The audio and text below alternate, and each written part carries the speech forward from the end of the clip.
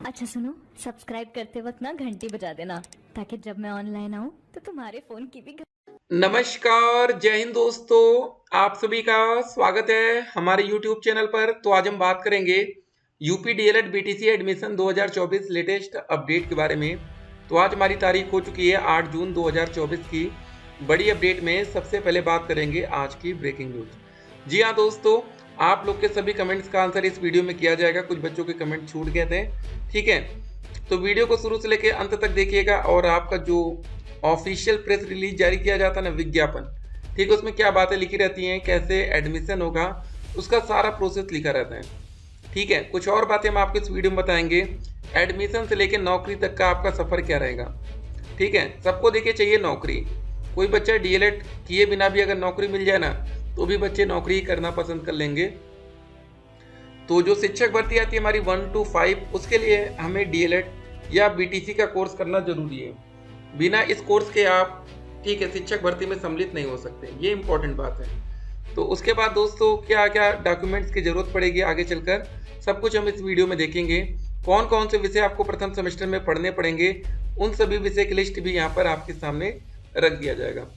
तो हमने दोस्तों कल आपको बताया था कि जैसा कि आप देख रहे हैं कि अब जो सरकार अब बन रही है ना, पूर्ण बहुमत नहीं है। तो सिंपल सी बात है, अब एक, ठीक है, गठबंधन की सरकार रहेगी, चाहे किसी की भी बन रही है। तो अब होगा क्या आने वाले टाइम में कि नौकरी आपको देखने को मिलेगी। अभी तक नौकरी नहीं आता था तो चल जाता था, लेकिन अब ऐसा नहीं चलेगा। चलिए पहले कुछ कमेंट्स को हम देखते हैं। सर मेरा हाई स्कूल में 82 है, 12वीं में 79 और ग्रेजुएशन में 75 है। क्या गोरखपुर डायरेक्ट मिलेगा? देखिए गोरखपुर से काफ़ी बच्चों के कमेंट्स हम देख रहे हैं आजकल। तो यहाँ पर बच्चों के नंबर भी बहुत अच्छे आ रहे हैं, ठीक है। तो जरा देख लेते हैं।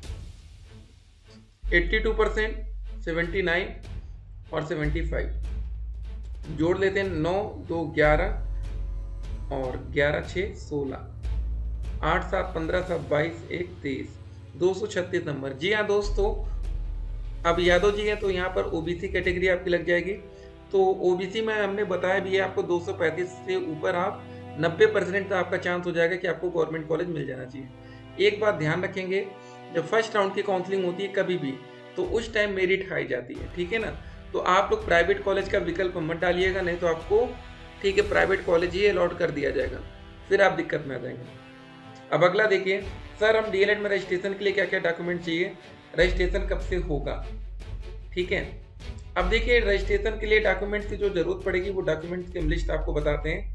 सबसे पहले आपका ग्रेजुएशन का रिजल्ट आप तैयार रखिएगा, हाई स्कूल का रिजल्ट, 12वीं का रिजल्ट, बस इतने डॉक्यूमेंट्स चाहिए होंगे।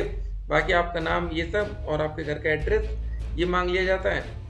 फोटो आपकी एक लगती है और सिग्नेचर लगेगा। सर मैंने बीएड किया है, अब बीटीसी करूँगा तो स्कॉलरशिप आएगी बीटीसी में या नहीं? तो देखिए इसका हम क्लियर नहीं बता सकते। देखिए कुछ चीज़ें ऐसी होती है ना जिसमें कोई कंफर्मेशन नहीं होती है। तो एक बच्चा था हमारे साथ जिन्होंने बीटेक कर रखा था, उसकी स्कॉलरशिप नहीं आई बीटीसी में, और कुछ बच्चों की कभी कभी आ जाती है। तो इसमें कोई गारंटी नहीं कि आपकी स्कॉलरशिप आएगी कि नहीं, ठीक है। ये बहुत ही खतरनाक क्वेश्चन है। और आपको बता दें, बहुत से बच्चे कुछ नहीं करके आते, बीए करके भी आते हैं, तो भी इनकी स्कॉलरशिप कभी कभी नहीं आती है। तो आना ना आना एक अलग मैटर है, ठीक है ना। तो एक काम आप ये कर सकते हैं कि आप लोग जिस भी कॉलेज में एडमिशन लेना चाहते हैं उस कॉलेज में एक बार बात कर लेंगे तो बेहतर होगा। सर ओबीसी से हाई स्कूल में 72%, 12वीं में 66 है, ग्रेजुएशन में 70 है, गवर्नमेंट कॉलेज मिल जाएगा? देखिए नहीं, इतने में आपको गवर्नमेंट कॉलेज नहीं मिल पाएगा, ठीक है। तो गवर्नमेंट कॉलेज की कट ऑफ बहुत हाई जाती है। देखिए जनरल कैटेगरी में 240 प्लस, ईडब्ल्यूएस में 235 प्लस, ओबीसी में 235 प्लस, एससी में 230 प्लस, एसटी में 210 प्लस या 200 प्लस, फिजिकल हैंडीकैप में 200 प्लस, यहाँ भी मान लीजिए। तो ये आपकी कट ऑफ है जिसमें आपको 90% चांस हो जाएगा कि आपको सरकारी कॉलेज मिलेगा, ठीक है। बाकी इससे कम नंबर है तो प्राइवेट कॉलेज के चांसेस काफ़ी ज़्यादा हैं। एक बात और, आप लोग समर्थन किसी भी सरकार का करें, एक चीज़ जरूर सोचिएगा, क्या बीजेपी की सरकार ने लास्ट 10 साल में उत्तर प्रदेश में एक भी सरकारी डीएलएड का कॉलेज खोला है क्या? डाइट कॉलेज का इन्होंने खोला है, कोई बनाया है? देखिए सभी बच्चों को यहाँ पर डाइट ही कॉलेज चाहिए, क्योंकि इसकी फीस एक साल की 10,200 रुपये होती है। प्राइवेट कॉलेज की फीस एक साल की 41,000 होती है। अब समझिए इन सब बातों को। सबसे इंटरेस्टिंग बात आपको बताएं, सरकारी कॉलेज की फीस कितनी होती है? 10,200। लेकिन सरकारी कॉलेज में जो टीचर आपको पढ़ाते हैं ना, उनकी सैलरी 1-1 लाख तक होती है लगभग। और जो प्राइवेट कॉलेज की फीस तो आपकी ज़्यादा है, लेकिन वहाँ के टीचर की सैलरी 10,000 भी मुश्किल से होती है। तो ये अंतर है सरकारी और प्राइवेट में, ठीक है ना। तो ऐसी सरकार को चुना करिए जो सरकारी कॉलेज खोले, ठीक है ना, प्राइवेट की तरफ बढ़ावा ना दे। एक भी बच्चा ऐसा नहीं मिलता हमें जो कहे सर हमें प्राइवेट करना है। प्राइवेट वही बच्चे करना चाहते हैं जो या तो कहीं नौकरी कर रहे हैं या कुछ किसी चीज़ की तैयारी कर रहे हैं, क्योंकि डायरेक्ट कॉलेज में आपको रोज रेगुलर क्लासेस करनी पड़ेगी। एक बात और ध्यान रखना है, जो ये हमारा डीएलएड का कोर्स है ये रेगुलर बेसिस पर है और 2 साल तक कंटिन्यू क्लास चलती है। बस आपको टीचिंग में 1-1 मंथ का 1.5-2 महीने का गैप मिलता है, तो वही आप छुट्टी मान सकते हैं, नहीं तो 2 साल का ये रेगुलर कोर्स है। गर्मी ठंडी कोई छुट्टी इसमें ऑफिशियल तौर पर नहीं रखी जाती है। तो ये इंपॉर्टेंट बात है, ध्यान रखिएगा, गलती ना हो इसमें। किसी भी प्राइवेट कॉलेज में आप एडमिशन लेने जाइएगा तो पहले बात कर लीजिएगा सर। देखिए एक बात और, आपका सवाल था कि सर हम किसी कॉलेज में जाए प्राइवेट में, जैसे सरकारी में तो कोई मतलब ही नहीं है, प्राइवेट में जाए तो हमें क्या बात करनी है? पहली दोस्त तो बात ये करनी है कि अगर आप टीचिंग भी नहीं करना चाहते तो सवाल ये पूछेगा कि क्या सर आप लोग हमारी टीचिंग को मैनेज कराएंगे? क्या आप हमें जो 100 नंबर का टीचिंग होता है उसमें से हमें 99 तक दिला सकते हैं कि नहीं? ठीक है। तो दूसरा सवाल कि सर हम एक भी दिन आपके यहाँ पढ़ने नहीं आएंगे, सिर्फ हम पेपर देना चाहते हैं, क्या कोई अलग से कोई पैसा चार्ज तो नहीं होगा? अगर बोलेंगे पैसा चार्ज होगा, तुरंत उस स्कूल से भैया अपना बोरिया बिस्तर उठाइए, दूसरे स्कूल में पता करने जाइए कॉलेज में, ठीक है ना। इतने कॉलेज हैं इस समय प्राइवेट के ना कि कोई दिक्कत नहीं है। जब तक कॉलेज की संख्या ज़्यादा रहेगी तब तक टेंशन लेने की ज़रूरत नहीं है, ठीक है। जब प्राइवेट कॉलेज कम होंगे तो एक बार टेंशन लेना बनता है। तो ये 2 बातें इंपॉर्टेंट, एक टीचिंग वाला, एक क्लासेस का।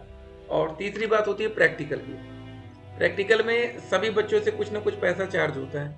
1500 रुपये कहीं होता है, कहीं पर 1000 होता है, कहीं पर 2000 होता है, कहीं 3000 होता है, ठीक है। सभी बच्चे पैसा सेम देते हैं, 1500 लिया जाएगा तो सबसे लिया जाएगा।